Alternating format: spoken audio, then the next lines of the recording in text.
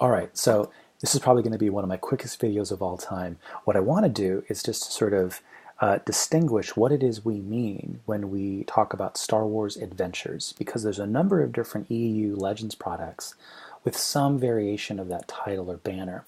And, it might be that you heard about something at a con, or you talking with another EU fan, or you've seen something on Wikipedia and you want to go to eBay or Amazon and try and pick it up, but you're seeing lots of other things come up under the search Star Wars Adventures. So I want to just kind of quickly show a sample of various things you might see or probably have seen if you've done these searches.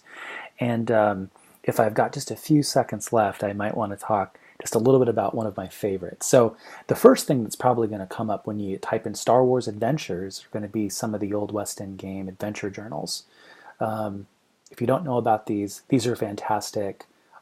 I love everything and all things West End games. I think, with the exception of the Bantam era, it's probably my favorite era in Star Wars EU publishing. And the really nice thing is the way in which the Bantam and West End games series tend to overlap, and the eras overlap, and you've got Timothy Zahn writing original stories for these adventure journals, and other frequent EU authors. Just amazing, great stuff. It's a fun period. It's an exciting period.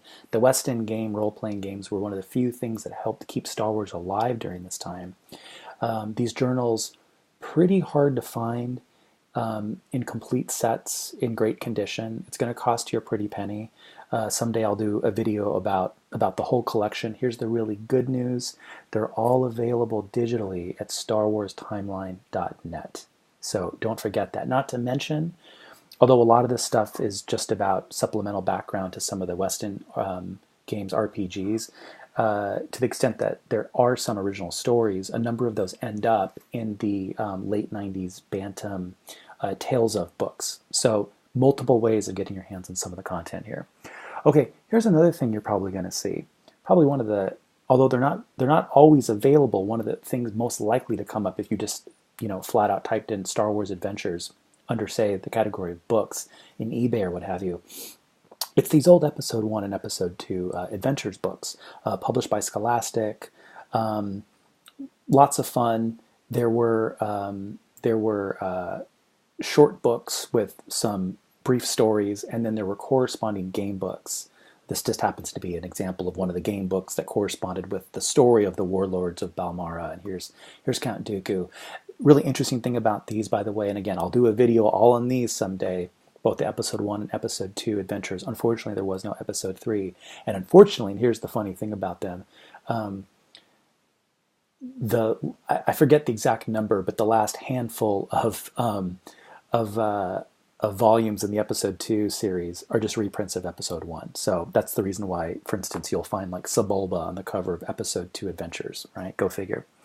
The one other thing you're probably going to find if you're typing in something like Star Wars Adventures and you've got a pretty broad search are these really, really fun, really awesome Tartakovsky sort of inspired Clone Wars Dark Horse Digest comics. There were 10 volumes altogether. Again, another thing I will do a video on and dig into, because this is something that this ranks right up there with one of my potentially one of my top 10 favorite things about the Star Wars EU. I'd certainly say in sort of the quote-unquote modern EU era, over the last 15 years, this is just one of these things that really stands out for me. I was just always a massive fan, almost immediately, of the Tartakovsky, the 2003 Clone Wars show. And this just continued the great stories. And actually, you can see some of the animation. And there's Anakin down there, and it looks a lot like it does on the cartoon. The cool thing is, this digest size from Dark Horse really seemed to sort of be a hit, because when this series ended, Dark Horse picked up a sort of a Filoni Clone Wars inspired Clone Wars comic digest as well.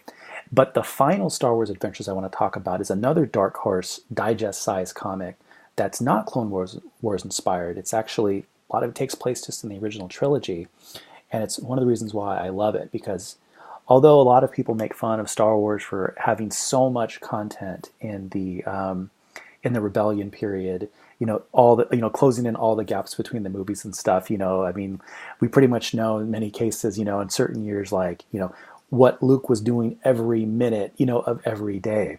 That said, there are still some really important gaps that need filling, and this Star Wars Adventure series does that. So again, here's just a few samples. There were 6 altogether. This is my favorite, and I'll just say just a little bit more about this one in a second. This is the Luke Skywalker and the Treasure of the Dragon Snakes. They came out just a few years before the Disney takeover. It's a real shame that we didn't get more out of this. These are pretty easy to find. They're pretty affordable online. You're gonna every once in a while find them in used bookstores, and if your comic shop sells used, or I mean, I don't know if these are really, they're certainly not in print anymore, and I don't know if they're on the shelves in anything new, but they're not going to be hard to find. They're not going to break the bank. They're really worth picking up. And the really cool thing is that although the Dark Horse omnibuses are no longer in print either, although they are available digitally, at least in most cases, they're not super cheap if you can find them used, but they are worth picking up. The good news is that they compiled all 6 of these into a Dark Horse omnibus.